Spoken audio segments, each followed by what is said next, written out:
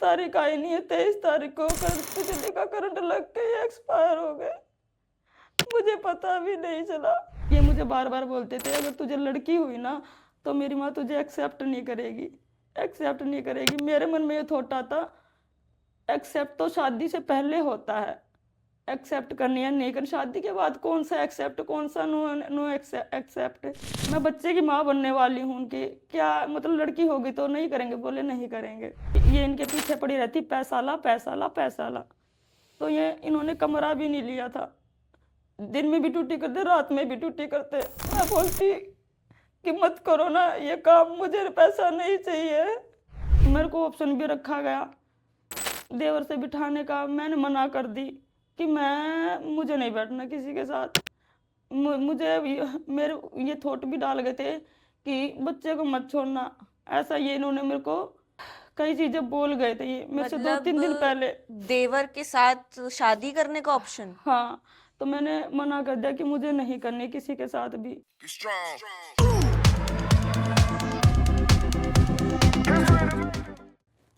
So hello everyone, welcome back to our channel Mayka वही माँ का घर। तो वीडियो को शुरू करने से पहले एक छोटी सी गुजारिश है कि जो ऊपर स्क्रीन पे नंबर्स आ रहे हैं उस पे शादी और बच्चा गोद के लिए यहाँ पे संपर्क ना करें, क्योंकि मायका महिला आश्रम ऐसी फैसिलिटीज़ नहीं देता है। ये जो स्क्रीन पे नंबर्स आ रहे हैं ये सिर्फ उन महिलाओं के लिए है जिन महिलाओं की कहानी आप यहाँ पे बैठी महिलाओं की सुनते हैं, जो घरेलू हिंसा से पीड़ित है, जिनको पति मारते हैं, पीटते हैं, दहेज के लिए प्रताड़ना करते हैं, या पति का एक्स्ट्रा मैरिटल अफेयर चल रहा है तो अपनी बीवी को वो घर से निकाल देते, या इस कदर वो उनको टॉर्चर करते कि महिला को घर छोड़ने पे मजबूर होना पड़ता है और फिर उनके पास रहने की कोई जगह नहीं होती, क्योंकि ऐसे कोई आश्रम या ऐसी कोई फैसिलिटीज अभी गवर्नमेंट की तरफ से नहीं आई है कि जो माँ अपने बच्चों के साथ यहाँ पे आके मतलब आश्रम में आके रह सके। तो ये मायका महिला आश्रम उन महिलाओं के लिए काम करता है जो घरेलू हिंसा से पीड़ित है, जिनको घर से निकाल दिया जाता है या उनको इस कदर उनके साथ हिंसा की जाती है कि उन्हें घर छोड़ने पे मजबूर कर दिया जाता है बच्चों के साथ। तो ऐसे में मायका महिला आश्रम उनकी मदद करता है, उनको रहने की जगह देता है, उनको खाना पीना रहना सब फ्री दिया जाता है। यहाँ पे रहने की कोई भी चार्जेस नहीं लगते हैं, यहाँ पे रहने का कोई भी ऐसा कार्य नहीं करवाया जाता महिलाओं से कि उन्हें इस चीज़ को पे करना पड़े। यहाँ पे रहने के लिए सिर्फ आपको अपने डॉक्यूमेंट्स लेकर आने हैं, क्योंकि हमें भी पता होना चाहिए कि महिला कहाँ की रहने वाली है, और बच्चों के डॉक्यूमेंट्स, दैट्स इट। बाकी यहाँ पे रहने के लिए आप अपना अच्छे से रहो, डिसिप्लिन में रहो, और कुछ नहीं चाहता ये मायका महिला आश्रम। अविनाश भैया सिर्फ ये चाहते जो बहन इधर आके रह रही है उसके चेहरे पे मुस्कुराहट हो, वो खुश रहे, वो डिप्रेशन मुक्त रहे। तो आज हमारे साथ एक महिला है जिन्होंने अपना फेस कवर कर रखा है, वो अपनी आइडेंटिटी नहीं रिवील करना चाहती हैं। तो आइए जानते हैं कि उनके साथ ऐसा क्या हुआ कि उन्हें अपने बच्चों के साथ मायका महिला आश्रम का आश्रय लेना पड़ा। तो नमस्कार मैम। नमस्कार। तो मैम पहले तो आप ये बताइए आपका नाम क्या है और आप कहाँ की रहने वाली हैं? मेरा नाम शालू है और मैं फरीदाबाद की रहने वाली हूँ। तो शालू जी, आपके साथ ऐसा क्या हुआ कि आपको घर छोड़ने पे मजबूर होना पड़ा बच्चों के साथ? मेरी इंटरकास्ट मैरिज है।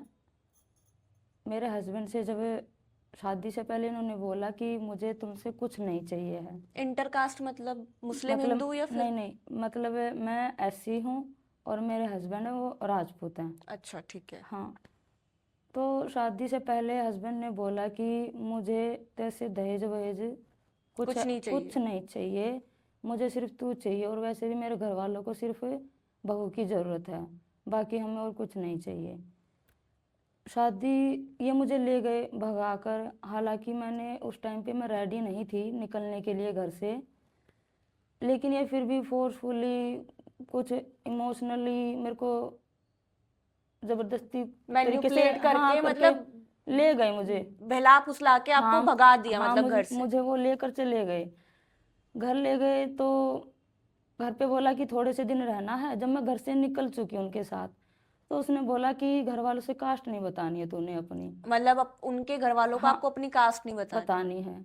तो मैं बोली ऐसा क्यों? बोला थोड़े दिन ही तो रहना वहाँ, ज़रूरी है किसी को बताना? फ़ायदा नहीं है बताने का, खामोखा जीने नहीं देंगे और तुझे मुझे तो बाहर ही रहना है। तो मैंने सोचा चलो कोई बात नहीं, थोड़े टाइम के लिए बोलना है बोल दूंगी।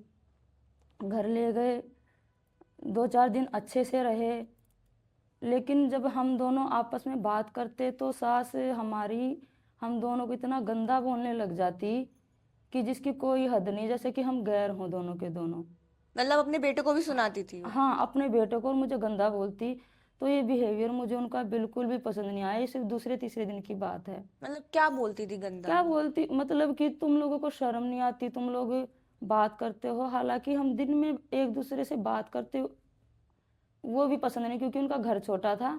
हम सब एक ही घर में कमरे में सोते थे, तो हम दिन में जब बाहर बात करने बैठते तो उस पर भी एतराज़ सास को। तो ये बात मुझे अच्छी नहीं लगी। मैंने बोला कि ये सब क्या क्या मैं तुमको ही जानती हूँ, यहाँ किसी को जानती नहीं, तुमसे नहीं बात करूँगी तो किससे करूँगी। तो आप जब इनके घर आए थे तो शादी कर चुके थे या शादी इन्होंने मुझे एक दिन 2 दिन बाद इन्होंने शादी कराई। 2 दिन मुझे अपने घर में रखा। मतलब जब आप अपने घर से भागे हो उसके 2 दिन तक आप पहले उनके घर में रहे, उसके बाद तीसरे दिन आपने तीसरे शादी इन्होंने करी? शादी करवा दी। लेकिन सास ने हम दोनों से पूछा नहीं, मुझे भेज दिया अपनी ननद के पास, और यहाँ से इनको और वहाँ से मुझको, हम दोनों को कोर्ट में ले जाकर खड़ा कर दिया और हमारी कोर्ट मैरिज करवा दी इन्होंने अपनी मर्जी से। ना हम दोनों से पूछा कि हमें करनी भी है या नहीं करनी है। फिर वहाँ से आने के बाद मेरी सास ने मेरे को टॉर्चर करना शुरू कर दिया। 1 महीने 10 दिन बाद ही इन्होंने टॉर्चर करना शुरू कर दिया। खाने पीने के लिए, हर चीज़ के लिए, उठने बैठने के लिए, बोलने चालने के लिए, किसी से बोलना नहीं, किसी से कुछ कहना नहीं। मैं बोली ऐसा क्या, मैं 10 दिन में ही मेरा मुंह बंद। जब सोचो आप कितने दिन तक चुप रह सकते हो बिना बोले, न जिसके साथ आई हूँ उससे बात नहीं करनी और पड़ोस में किसी से बात नहीं करनी, तो मैं चुप चुप कैसे रहूँ। वो सास बोलती हमारे यहाँ सास से पहले खाने का रिवाज नहीं है। तो मेरी सास 12-12 बजे खाना खाती। मैं सुबह उठती, गर्म पानी पीती, तो वो मुझे गर्म पानी नहीं पीने देती, बोली ठंडा पानी पी, जिसमें सर्दियों का मौसम था। खाना नहीं खाने देती। मैं 4 बजे उठ के काम करती, 12 बजे तक सास खाना नहीं खाती, तो देख लो मैं 8 घंटे काम करके जब मुझे खाना मिलता था। और जबकि मैंने कभी खाली पेट कभी काम किया नहीं, मेरे से खाली पेट काम करवाती थी, मेरे से बनता तक नहीं था काम। सोने नहीं देती थी, रात को चाहती थी कि ये 12 बजे सोए, मेरे पैर दबाए, ऐसा चाहती थी। लेकिन ये बोलते कि मैं ड्यूटी से आता हूँ, तू मुझे मेरे पास मिलनी चाहिए। ना जाती तो ये थप्पड़ मारते मुझे, और चली जाती तो सास मुंह बना लेती सुबह ही। मेरे से दहेज की डिमांड करी गई। मेरी सास ने बोला अपने बाप से पैसा लेकर आ, 3 लाख रुपए, यहाँ पे घर बना जब रह। ये सब सारी बातें मैंने इनको बताई कि घर में ये सब है। तो ये मुझे निकाल कर ले गई हैं, बोले मैं इसे अपनी जिम्मेदारी पर लाया हूँ, तुम्हारे भरोसे ये है नहीं। तुम्हारे भरोसे नहीं है, इसकी जिम्मेदारी मेरी है। तुमसे इसको रोटी खिलाई जाती हो तो खिला दो, वरना तुम रहने दो। ये सब बोलती मेरी सास। परेशान होकर हम दोनों निकल भी गए बाहर। लेकिन बाहर जाने के बाद इनको पछतावा होता कि पता नहीं इनको क्या पछतावा होता। ये हम दोनों को कुछ ना कुछ कह के बुला लेते घर। लेकिन मेरी सास का ये था, 1 महीना हो गया, ना तो इसके घर वालों ने आना जाना करा, ना कुछ लेन देन करा। ये सब चीज़ें मेरी सास को खाए जाती। तो आपकी सास को नहीं पता था कि आपका पति आपको भगा के लेकर आया है? ये सब बताया ना। बेटा बेटा मेरे साथ था, लेकिन सास खिलाफ थी। तो फिर शादी भी तो उसी ने कराई थी ना, कोर्ट वही मैरिज? तो, लेकिन उनको लालच था ना कि मैं शादी करा दूंगी तो बाद दबदबा में बनवा आना। के हाँ, पति उनके तुम्हारे घर वालों से पैसे क्योंकि निकलवा उनका ले। बेटा मुझे जबरदस्ती लेके आया। उसने अपने बेटे का, तो वो क्या बोलते हैं ना, कमी, जो उस टाइम पे बेटे को दबाना दबाना अपने बेटे की कमी ढकनी थी, वो तो उसने ढक दी। लेकिन बाद में मेरे अंदर कमियां निकालने लग गई। मैं 1 साल से इनसे बात कर रही, इनको तो मेरे अंदर कोई कमी नजर नहीं आई, लेकिन सास खोद खोद के मेरे अंदर कमियां निकालने लग गई हर चीज में, जिसमें हर कोई मेरे काम की तारीफ करता, मेरे सलीके की, मेरे उठने बैठने की, कोई मुझको नहीं बिसाता। कास्ट के बारे में कब पता चला सास को? कास्ट के बारे में मैंने इनको बोला कि या तो तुम कास्ट बता दो, मेरे से सहन नहीं होता है। वो मुझे गंदा संदा इतना इतना गंदा बोलती, रंडी संडी पता नहीं कितना गंदा गंदा बोलती थी। मुझे ऐसा मन करता था कि मैं बिजली के तार पकड़ के मर जाऊं। मेरे से सहन नहीं होता था। मैं सिर्फ इनके बेटे के लिए सहन करती थी, क्योंकि ये मुझे बोलते थे तू मर गई, तू मुझे छोड़ के चली गई तो मैं मर जाऊंगा। मैं सिर्फ इनके प्यार की खातिर, इनके खातिर कि मैं उन सास के शब्द सुनती, लेकिन सास को ये लगता था इसके अंदर कोई कमी है जो ये मेरी बात सुनती है। सास ने पैसों के लिए परेशान किया। मुझे 5वां महीना लग गया। मेरी सास ना तो मेरा खाने पीने का कुछ मन करे, मेरे सास का सेम वही रूटीन। मुझे सास में कोई सुधार नहीं आया मेरे में। वही खाने के लिए लेट करना, उसको ये भी नहीं कि ये प्रेग्नेंट है, 5वां महीना लग गया है, मैं एक आध बार इसको खुद अपने हाथ से खिला दूँ पिला दूँ, या कुछ खा रही है या नहीं खा रही है, कोई मतलब नहीं। डेली मुझे रोटी गिनवाती कि ये इतने टाइम खाती है, मैं तो 2 टाइम खाती थी, तू इतने टाइम खाती है। मैं तो इतनी रोटी खाती हूँ, तू इतनी रोटी खाती है। सुबह से लेकर शाम तक मुझे पानी के लिए भी बोलती कि जब तक मैं मंदिर का पानी ना लूँ, जब तक तू पानी नहीं पिएगी।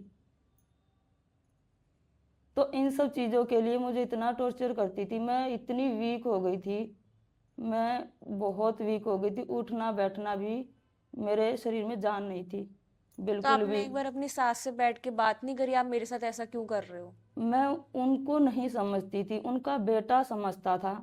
वो अपनी माँ को बोलता था, माँ पहले तो तू ऐसा नहीं करती थी, ऐसी क्या बात है जो तू इसको परेशान कर रही है इतना।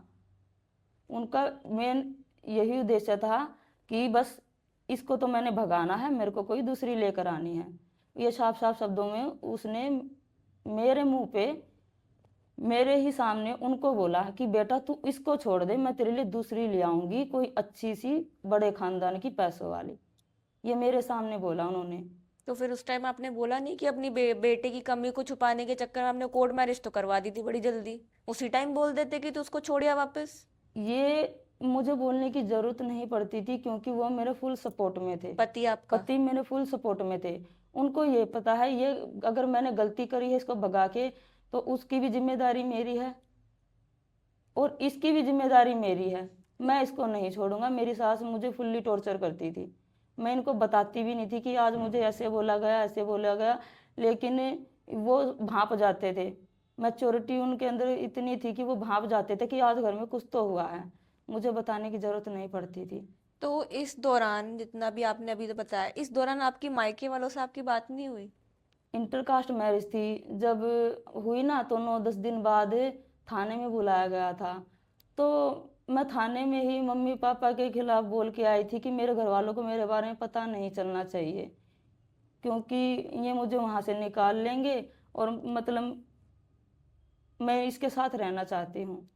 और थी भी इंटरकास्ट मैरिज, मुझे ये पता है अ, इन दोनों में लड़ाई भिड़ाई ही होगी और हाँ कुछ फिर नहीं वो, होगा। हम हाँ। दोनों को अलग तो ये कर पाएंगे नहीं, लेकिन ये दोनों, तो इस वजह से अब आपकी मायके से तो बिल्कुल ही कट ऑफ है। हाँ कट ऑफ है। लेकिन बाद में संभाला घर वालों ने। ये मुझे ले गए। एक्चुअली मैं 5वां महीना था, मैं जब भी घर से निकल गई थी।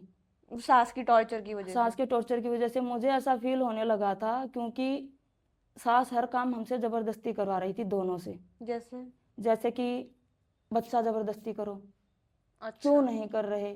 हम दोनों का ये था कि हम दोनों पहले कमाएंगे, हाँ, स्टैंड हो करियर जाएंगे, बनाएंगे, हाँ। हमें बच्चे की ज़रूरत नहीं है। उनका हम दोनों का सेम ये था। लेकिन सास, मैं घर के सारे काम करके पढ़ने बैठती थी तो मेरी सास मुझे पढ़ने नहीं देती थी। वो चाहती थी कि ये पढ़े ना, मेरे बेटे से ऊपर जाए ना। और बेटे की ये थिंकिंग थी कि ये मेरे से ऊपर जाए। मैं चाहता हूँ, क्योंकि मेरे घर वालों ने मुझे पढ़ाया नहीं था। मैंने घर वालों को भी बोला था कि मुझे पढ़ना है, तो वो मेरे सपने पूरा करना चाहता था। उसने बोला था तुझे जो करना है जो कर, लेकिन सास मुझे पढ़ने नहीं देती थी। वो चाहती थी ये पढ़े ना, घर संभाले, पड़ी रहे घर में, दुखी होके भग जाएगी, ले आऊंगी या फिर पैसे अपने घर से लाएगी, उनसे गुजारा करेगी, मैं खाने को नहीं दूंगी। मेरे लिए वो डिलीवरी भी मुझे ऐसा फील होने लग गया, ये हर काम जबरदस्ती करवा रहे हैं। कल को ये ऐसा ना बोल दे कि बच्चा हमारा है, क्योंकि सास का सोच तो मैंने जान ली थी। आज नहीं तो कल ये मुझे निकाल के ही मानेंगी, क्योंकि घर में सास के सामने ना ससुर का मुंह खुलता है ना ना देवर बेटे का। का। बेटे सपोर्ट करते हैं, लेकिन बेटे से मारपीट इतनी करते थे, बहुत ज़्यादा। उनको हद इतना मारते थे। मेरी सास ने बाल नोचे, बेटे को भी मारा इतना जोर जोर से। हम दोनों के साथ बहुत हाथापाई तो करी। हमने अलग क्यों नहीं रहना सही करा? मतलब इतना सब कुछ होने के बाद आप हम अलग रह हम सकते थे। बाहर निकलते थे, लेकिन वो पता नहीं क्या तो इनको बोलते थे क्या नहीं बोलते थे। ये सामान लेके वापस आ जाते थे। हम 3 बार निकले हैं घर से बाहर रहने के लिए, लेकिन इनको पता नहीं समाज की टेंशन खाती थी या क्या चीज़, सिर्फ समाज को दिखाने के लिए कि घर में आ जाओ। फिर जब आपकी 5वां महीना निकल गया फिर क्या हुआ? मैं घर से निकल गई। मैंने इनको बोला मेरे में खड़े होने की भी हिम्मत नहीं रहती, भूखा रखती हैं, ये सब करती हैं, तुमको मेरे साथ आना है तो आ जाओ, वरना मैं अब अपने बच्चे का सब कुछ अपने आप कर लूँगी। फिर मैं मेरी बहन कहीं जॉब करती थी, तो हालांकि उस टाइम पे मैं मरने के लिए निकल चुकी थी। सुसाइड करने के हाँ, लिए। तो फिर इनसे मेरी बात हो गई, बोले तू घर आ जा। मैं बोली मैं घर नहीं आऊँगी किसी भी हालत में, मैं खुद की डिलीवरी खुद कर लूँगी, क्योंकि मुझे ऐसा लगता है तुम्हारी मम्मी मुझे 7वें महीने में ही बच्चा पैदा करवा देगी। मुझे इतना पेन फील हो रहा था उस टाइम पे। मैं चली गई अपने घर। इनसे बात हो गई तो मेरा सुसाइड करने का थॉट निकल गया दिमाग से, वरना मैं सुसाइड करने के लिए चली गई थी। तो ये बोले ठीक है सेफ रह, मैं आ जाऊँगा, इन्होंने ऐसा बोला। तो मैं मेरी बहन के पास गई, वहाँ मैंने जॉब करी, मेरे घर वालों ने हेल्प करी, बोला कि तू घर आ जा। मैं बोली नहीं, सपोर्ट करने के टाइम पे तुम लोगों ने सपोर्ट किया नहीं, अब मेरे पेट में बच्चा है, मैं इसको लेकर घर नहीं आ सकती। अगर मैं बिना प्रेग्नेंट नहीं होती तो शायद मैं आ जाती, मेरे से झिलेगी नहीं अगर कोई कुछ बोलेगा तो मैं बाहर रही। मैंने कमाया 2 महीने, नौकरी के दूसरे महीने बाद ये आ गए। फिर हम दोनों ने जॉब करी, कमाया। डिलीवरी के टाइम तक इन लोगों की कोई सूचना नहीं कि भाई तुम कैसे हो कैसे नहीं हो, आ जाओ डिलीवरी का टाइम है क्या नहीं है, ऐसा कुछ नहीं। इन्होंने भी मेरा 9वां महीना चला हुआ था, इन्होंने बोल दिया कि मेरे घर वालों ने तुझे याद नहीं किया अभी तक, अब मैं मेरे घर नहीं जाऊंगा, ठीक है यहीं रहूंगा, तेरे पास ही रहूंगा। मैं बोली ठीक है। जैसे ही मुझे लड़का हुआ ना, इन्होंने बता दिया कि लड़का हुआ है, क्योंकि ये मुझे बार बार बोलते थे अगर तुझे लड़की हुई ना तो मेरी माँ तुझे एक्सेप्ट नहीं करेगी, एक्सेप्ट नहीं करेगी। मेरे मन में ये थॉट आता एक्सेप्ट तो शादी से पहले होता है, एक्सेप्ट करनी है नहीं करनी, शादी के बाद कौन सा एक्सेप्ट कौन सा नो नो एक्सेप्ट। मैं बच्चे की माँ बनने वाली हूँ उनकी, क्या मतलब लड़की होगी तो नहीं करेंगे, बोले नहीं करेंगे। लड़का हुआ फिर फ़ोन पे फ़ोन उनके कि अभी आ जाओ अभी आ जाओ अभी आ जाओ। मैंने इनको बोला मैं मुश्किल से तो छूट के आई हूँ, मेरा 1-2 महीना निकलने दो, 1-2 महीना निकलने दो, मुझे पता है वो मेरी 10 दिन भी सेवा नहीं करेंगी, ये टाइम मेरा निकलने दो, मैं तुम्हारे हाथ जोड़ती हूँ पैर जोड़ती हूँ। लेकिन उन्होंने क्या धमकी दी क्या नहीं दी मुझे कुछ नहीं पता। ये गुस्से में मुझे ले गए वहाँ ले जाने के बाद मेरी सास ये सोच रही थी कि अब तो शायद इनके घर वाले बच्चे के प्रोग्राम पे आते हैं ना, हाँ हाँ हाँ देने, हाँ हाँ लेन देन हाँ के हाँ चक्कर हाँ में। हाँ हाँ। लेकिन मेरे 9 मंथ में ना मेरे पापा को पैरालाइज अटैक आया हुआ था। मेरे भाई मेरे मम्मी दोनों पापा को ही संभाल रहे थे। अब कौन जाता। उस टाइम पे भी मैंने ये बोला कि चल ये पापा मम्मी ये सब तो हैं नहीं आ सकते, फिर भी अगर तू चाहता है बुलाना तो बोल दो, घर वालों को कास्ट बता दे तो ये शायद कष्ट भी कर लें, गाड़ी बुक कर लें, फिर तो पैसा भी लगा देंगे। ऐसे मैं मेरे माँ बाप को तंग नहीं करूँगी, क्योंकि उनकी हालत तुम देख लो, मेरे पापा बिस्तर में पड़े हैं। तो इस टाइम पे भी मेरे घर वाले नहीं आए। तो प्रोग्राम खत्म होते ही मेरी सास ने अगले दिन बोल दिया खड़ी हो काम कर। मुझे उसी दिन उठा दिया बिस्तर से उन्होंने। मेरे 15-20 दिन ही हुए थे बस, फिर मैं अपना खुद का काम करती सारा का सारा। फिर इसके बाद हमें इनके यहाँ रिवाज कि हम हमारे यहाँ मतलब बेटे का मुंह नहीं देखते। तो ये उसी टाइम बेचारे बाहर कमाने के लिए चले गए, डबल ड्यूटी करने के लिए, और ये इनके पीछे पड़ी रहती पैसा ला पैसा ला पैसा ला। तो ये इन्होंने कमरा भी नहीं लिया था, दिन में भी ड्यूटी करते रात में भी ड्यूटी करते। मैं बोलती कि मत करो ना ये काम, मुझे पैसा नहीं चाहिए।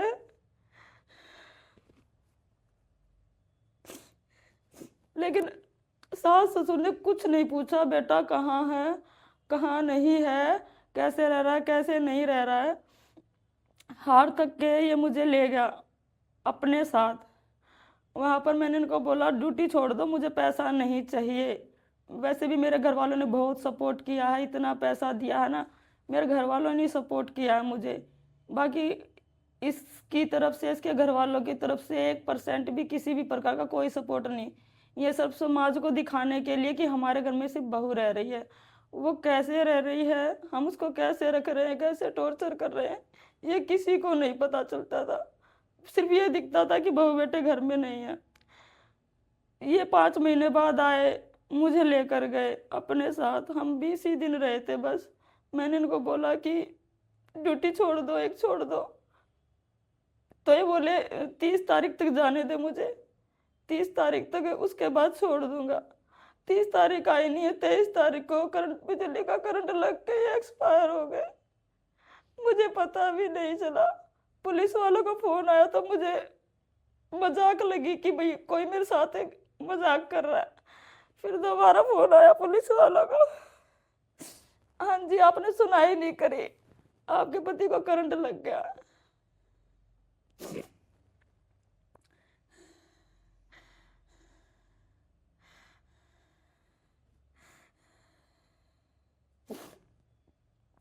पर मुझे नहीं लगता कि वो सब उनको बिजली का करंट लगा है। मुझे लगता है उन्होंने सुसाइड करा है, मुझे फील होता है। क्योंकि 1 हफ्ते पहले वो सारी मेरे से मरने मारने की बात करने लग गए थे, मेरे से बोलने लग गए थे कि अगर मैं मर जाऊंगा तो तेरा 10-12 लाख में तू गुजारा कर लेगी। वो ऐसी ऐसी बातें करते थे। उन्होंने मुझे ऐसी ऐसी बातें बताई कि मैं मर जाऊं तो कमा कर खा लेना, किसी के भरोसे मत रहना। वो ऐसी ऐसी बात करने लग गए, मेरा दिल बैठा जाने लगा। मरने से पहले उसने बोला, एक दिन पहले इतने रोए, बहुत ज़्यादा, बोले कि मैं तेरी तरफ से बिल्कुल भी दुखी नहीं हूँ, मैं जितना भी दुखी हूँ घर वालों की तरफ से दुखी हूँ। वो समझ नहीं रहे हम दोनों को। माँ को सिर्फ पैसा चाहिए और तुझे कुछ नहीं चाहिए, ये सिर्फ मुझे पता है।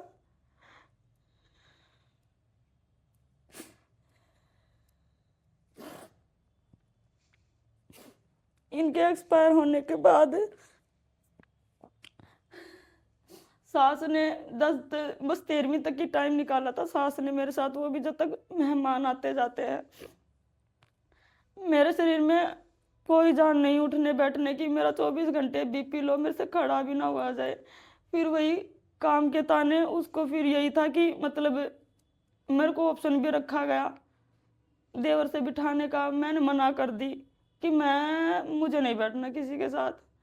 मुझे मेरे ये थॉट भी डाल गए थे कि बच्चे को मत छोड़ना, ऐसा ये इन्होंने मेरे को कई चीजें बोल गए थे ये मेरे से 2-3 दिन पहले। देवर के साथ शादी करने का ऑप्शन? हाँ, तो मैंने मना कर दिया कि मुझे नहीं करनी किसी के साथ भी। तो उसके बाद मेरी सास ने फिर वही काम के टॉर्चर, काम काम काम काम काम काम लड़ना मेरे साथ। जब मेरे सास देवर, मेरे ससुर और मेरे देवर घर में होते तब तो मुझे प्यार से बोलती कि ये खा ले वो खा ले। उनके जाते ही मेरे ऊपर दहाड़ना शुरू। मैं हैरान हो जाती, मतलब क्या बात हुई है, किस बात से मेरे ऊपर चिल्ला रही हैं। मैं चारों ओर देखती क्या बात हुई, बस उनको ये था कि मैं चिल्लाऊं, ये भड़के, ये मेरे साथ कुछ हाथापाई करे तो मैं लोगों को इकट्ठा करूं कि मेरी बहू ऐसे ऐसे कर रही है, मैं इसको भगाऊं। क्योंकि सीधा तौर तो कोई था नहीं, मेरे घर वालों का आना जाना था नहीं जो वो मेरे घर वालों को बोले कि भाई इसको ले जाओ। और हस्बैंड की डेथ हो और चुकी हस्बैंड थी। की डेथ हो ही गई थी। बच्चा वो चाहती थी कि बच्चा छोड़ जाए और चली जाए। मैं सास से तंग आकर मैं ससुर से बोल नहीं सकती, क्योंकि ससुर सास, मैं वो कुछ बोलती हूँ ना कि सास मेरी ऐसे करती है तो बिलीव नहीं करते। वो बोलते हैं नहीं ऐसा है ही नहीं, वो साफ साफ गर्दन हिला देते हैं। तो मैं बोली मैं मेरे घर जा रही हूँ। तो मेरी सास कह रही है बच्चा छोड़ जा, बच्चा नहीं जाने देंगे। मैं बोली बच्चा क्यों नहीं जाने दोगे, मैंने पाला है, हर काम मैंने करा है, बच्चे का तुम लोगों का कोई हक नहीं है बच्चे पर, मैं मेरा बच्चा कहीं नहीं छोड़ूंगी। तो उन्होंने घर वालों अपने अड़ोसी पड़ोसियों को सबको बुलाया, तो मैंने साफ साफ बोल दिया, कितना ही कुछ कर लो, मैं मेरा बच्चा नहीं छोड़ूंगी, मैं इस सीमा पार नहीं करूंगी इस गांव की बिना बच्चे के। तो सबने बोल दिया कि भाई बच्चे का हक है, उन सब ने बोला कि भाई जाने दो, जाएगी भी जिसका बच्चा है। लेकिन नहीं, सास ने ठान रखी थी कि नहीं, मैं बच्चा नहीं जाने दूंगी, ये कहीं जाए। मैंने कई बार बोला तो बोली मेरे बच्चे को, पोते को बड़ा करके चली जा। तो मेरे मन में ख्याल आ कि तूने मुझे खरीद रखा है, जो मैं तेरा पोता पाल के चली जाऊं। तूने पोते के लिए किया ही क्या है, किया ही क्या है? हर काम मैंने खुद किया है, तूने तो खाने तक रोटी तक भी नहीं दी मुझे। तो सास, और हाँ एक बात, मेरी सास ने बेटे के जीते जी अब मेरे अपने बेटे के नाम से मेरे कागज नहीं बनने दिए। अच्छा।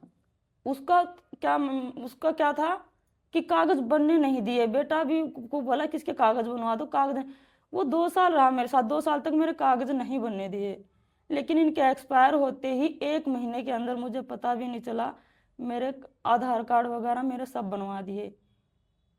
क्यों बनवाए? मैं मरे हुए इंसान की दुल्हन बना दी तूने, जिंदे जी की तो बनने ना दी। मतलब ना मुझे उधर का छोड़ा ना उधर का छोड़ा। अब 2 साल हो गए, मेरे कागज बने भी नहीं है ढंग से, ना मेरी पेंशन बनी, ना मेरे बच्चे का डॉक्यूमेंट बनने में भटक रही हूँ। जिस आदमी का मुझे जीते जी सुख नहीं मिला, जीते जी नाम नहीं मिला, मरने के बाद मुझे नाम मिला है, और वो नाम भी मुझे अच्छे से नहीं मिला है। इनके मरने के बाद घर वालों ने मुझे 1 साल तक संभाला है। मैंने बिस्तर में पड़ के 1 साल काटा है, चलने फिरने उठने की हिम्मत नहीं थी। मेरी माँ ने मेरी सेवा करी है। आश्रम में आना कैसे हुआ आपका? आश्रम में आने के सेम यही, 1 साल मेरी माँ ने सेवा करी।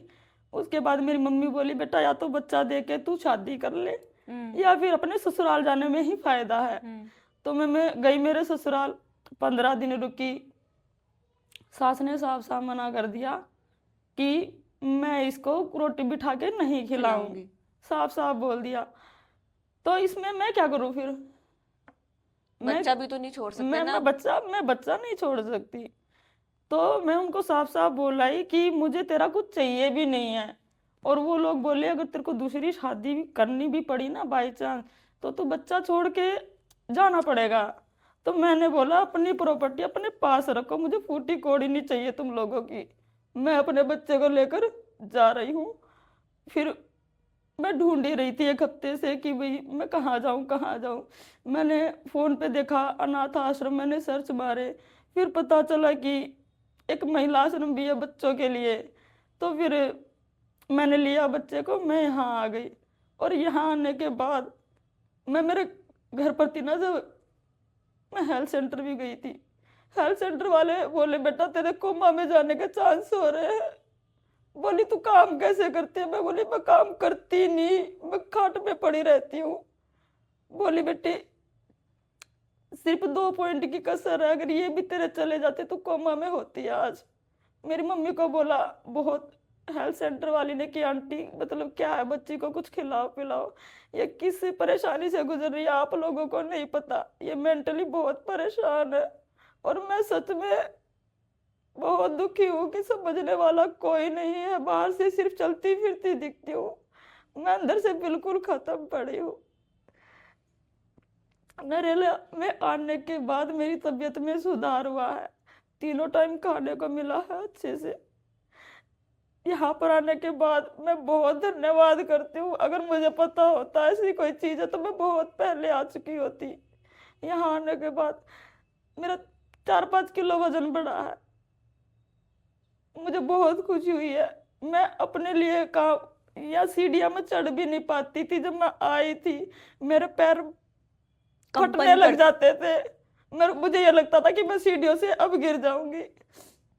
लेकिन 3 महीने हुए अब यहाँ रहते हुए तो शरीर में जान दिखने लगी है। कुछ भी करने से डर लगता था, क्योंकि सास 24 घंटे काम करवाती थी, ना करूँ तो चिल्लाना शुरू।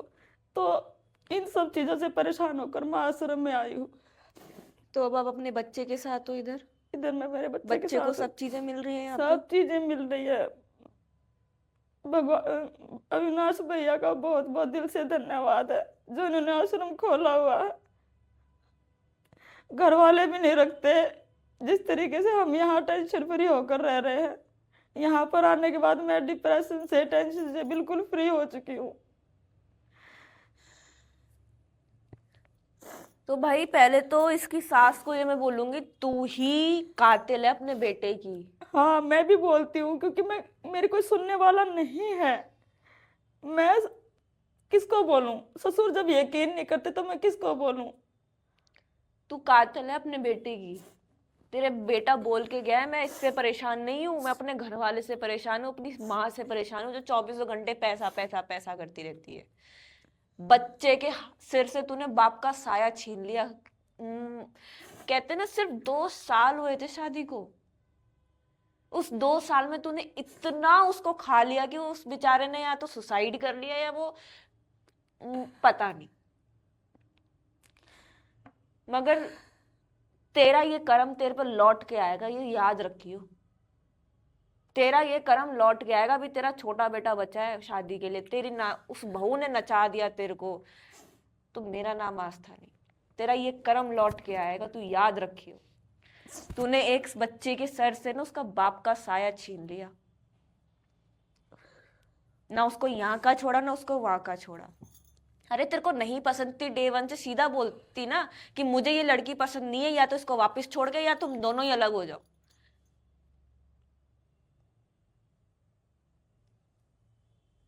एक जिंदगी तूने छीन ली और 2 जिंदगियां बर्बाद कर दी। अपने बेटे को खा गई हो तुम। शर्म आनी चाहिए तुम्हें। बहुत तुम माँ कहलाने के लायक नहीं हो। और तेरे को अभी भी मतलब सिर्फ बेटे पोते का मुंह है क्योंकि वो वंश चलाएगा। तू उसको भी मार देगी अगर ये छोड़ के आ जाती तो तू उसको भी मार देती। तू इतनी स्वार्थी है। मतलब पूरी स्टोरी में मुझे अभी तक ये नहीं सुनने में आया कि सास सुधर गई थी या सास चल बेटे के लिए अच्छी थी सिर्फ बहू के लिए खराब थी। तू तो दोनों के लिए खराब थी। बेटे के मरने के बाद तू इसके लिए और खराब हो गई। सिर्फ पोता पोता पोता पोता का भी क्या करेगी तू? है भी तो वंश उसी का जिसको तूने दुत्कारा है पूरी जिंदगी। शर्म आनी चाहिए, शर्म। मतलब डूब के मरने लायक भी नहीं है तेरे। मतलब बड़े बड़े बड़े बोल नहीं बोल रही, मगर तेरा कर्म तेरे को लौट के आएगा। क्योंकि ना एक बार पत्नी माफ कर सकती है तुझे, मगर एक माँ कभी तेरे को माफ नहीं करेगी। माँ की जो आहें लगती है ना, जब बद्दुआ लगती है, वो सीधा लगती है। तूने एक बेटे से उसका बाप छीना है। और एक अकेली माँ के लिए एक बच्चे को खड़ा करना पालना बहुत मुश्किल होता है, वो भी इस समाज में, आज के जमाने में। आज अगर महिला आश्रम नहीं होता ये वाला, ये कहाँ जाती? ये तो सुसाइड कर लेती। मायके वाले भी कब तक रख लेते, और तू रख नहीं रही थी। फिर तू 3 लोगों की कातिल होती अगर ये आश्रम ना होता। और सोच भगवान क्या तेरे को दंड देगा, ये तो ऊपर वाला ही जानता है। कई कई वीडियोस में ना मतलब चीजें इतनी सुनने को मिल जाती है ना, मतलब आगे बोलने को बहुत कुछ होता है मेरे पास, मगर होता है ना एक मर्यादा में रहना पड़ता है इस चेयर पे बैठने के बाद। ना आओ सामने हो रूबरू, देखो क्या नहीं सुनाती मैं। शर्म आनी चाहिए तुम जैसी सासों को। अपना बेटा तो खाया खाया, एक बाप भी खा लिया, एक पति भी खा लिया तूने। 3 रिश्ते खराब करे हैं सिर्फ अपने स्वार्थ के लिए, सिर्फ एक पैसे के लिए, जो पैसा तू ऊपर ले जा भी नहीं सकती, छाती से चिपका तक नहीं सकती। जिस शैया पे तू लेटेगी ना लकड़ियां वाली, वो लकड़ी भी तू ऊपर नहीं लेके जा सकती, अपनी अस्थियां तक ऊपर नहीं लेके जा सकती। जिस पैसे के लिए आज तुम लोग इतना लड़ मर रहे हो ना, 1 रुपया तुम लेके नहीं जा सकते। ये जो चर्बी होती ना, वो तुम लेके नहीं जा सकते, जिस चर्बी पे तुम अपना खर्च करते हो पैसा। तनी इतना मोह क्या है तुम लोगों को पैसे का? पैसा पैसा, अरे क्या करोगे इतने पैसों का? खुशी की जिंदगी मिल रही है ना, रिश्ते मिल रहे हैं ना, बाप मिल रहा है ना, बच्चा मिल रहा है ना, बहू मिल रही है ना, बहुत सुखी होता है ये परिवार अगर जिसके पास ये सारे रिश्ते होते हैं। जिनके पास रिश्ते नहीं है ना, उनसे जाके पूछो रिश्तों की कदर क्या है। मैं वीडियो को एंड करती यही बोलूंगी सब लोगों के लिए कि भाई वक्त रहते अपने बेटे की कदर कर लो, बहू की कदर कर लो। अगर नहीं कर सकते तो शादी मत करवाओ अपने बच्चों की। बनाओ आत्मनिर्भर अपनी बेटियों को, बोलो कि तेरे को जैसे जीना है वैसे जी, नहीं करनी शादी मत कर। और उन मायके वालों से भी एक गुजारिश है कि बेटी के आगे ना ये ऑप्शन मत रखा करो कि कब तक रहेगी यहाँ पे। जाना तो को ससुराल ही है, वो बेटी है तुम्हारी, बेटी जो तुम्हारे पास बचपन से रही है। शादी होने के बाद ऐसा कौन सी प्रथा है कि लड़की का मायका पराया हो जाता है? कहाँ जाएगी एक वो औरत, कहाँ जाएगी वो एक लड़की? तुमने लड़कियों का कोई घर ही नहीं रहने दिया। मायके वालों से भी गुजारिश है कि बेटी को पराया मत समझो। भाई बेटी पराया नहीं है। हिंदू ग्रंथ वगैरह उठा के पढ़ो, शिव पुराण पढ़ो, रामायण पढ़ो, महाभारत पढ़ो, गीता पढ़ो, कहीं उसमें नहीं लिखा कि बेटी पराया धन है। कहीं नहीं लिखा। ये तुम आदमियों ने बनाया, तुम इंसानों ने बनाया कि बेटी पराया धन है। बहुत गलत रीत बना रखी है कि बेटी पराया धन है। अगर बेटी दुखी है तो वो कहाँ जाएगी? मायके तो आएगी, अपने माँ बाप के पास ही तो आएगी। जब बेटा अपना घर नहीं छोड़ता, बेटी अगर घर छोड़ के दूसरे के घर जा रही है तो इसका मतलब ये थोड़ी ना है कि बेटी पराया हो गई।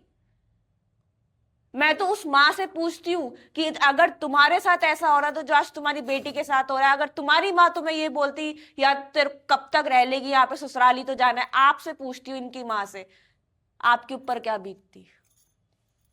ठीक है, मैं परिस्थितियां समझती हूँ कि आपकी परिस्थितियां खराब थी, इनके फादर पैरालाइज हो गए थे, बेड पे थे। आप इनको कम से कम मॉरल और इमोशनल सपोर्ट तो देते। जब तक बच्चा बड़ा नहीं हो रहा, क्या पता ये कमाने लग जाती 2-3 महीने बाद ही, जब ये रिकवर हो जाती तो थोड़ा टाइम तो देते, थोड़ा इनकी काउंसलिंग तो करते, थोड़ा मेंटली मॉरल सपोर्ट तो देते इस लड़की को। पता है कि पति नहीं रहा, बच्चा है, खुद संभालना है। आप मायके वालों की भी गलती है, जो लड़कियां इधर आती है ना, उनके माँ बाप की भी गलती है कि उनको इनकी बेटियों को महिला आश्रम में आना पड़ता है। जो घरेलू हिंसा से महिलाएं मर रही है ना, सबसे ज्यादा गलती उनके माँ बाप की है। मैं तो मुंह पे कह रही हूँ, अगर माँ बाप और लड़की के साथ खड़े हो जाए ना, ससुराल वालों की हिम्मत ना हो कि वो बेटी को कुछ कह भी दे। ये लिख के दे रही हूं मैं, खड़े तो हो एक बार। ना ससुराल वालों ने नाक रगड़ी, ना ससुराल वाले झुके, तो मेरा नाम आस्था नहीं। तुम लोग अपनी बेटी के ऊपर से हाथ उठा देते हो ना, इसलिए बेटी कमजोर पड़ जाती है, या तो मर जाती है, जला के मार दिया जाता है, या वो खुद सुसाइड कर लेती है। और जिम्मेदार तुम लोग भी होते हो। सिर्फ ससुराल जिम्मेदार नहीं है, मायका भी जिम्मेदार है उस महिला के मरने का। आप लोगों की वजह से आने वाली पीढ़ी जो है ना, हम जैसी पीढ़ी और जो आने वाली पीढ़ी है, वो शादियां नहीं करेंगी। फिर देखती हूं मैं कैसे ढूंढते हो लड़कों के लिए लड़कियां। वीडियो को लाइक और शेयर करना मत भूलिएगा और चैनल को सब्सक्राइब करना मत भूलिएगा। धन्यवाद।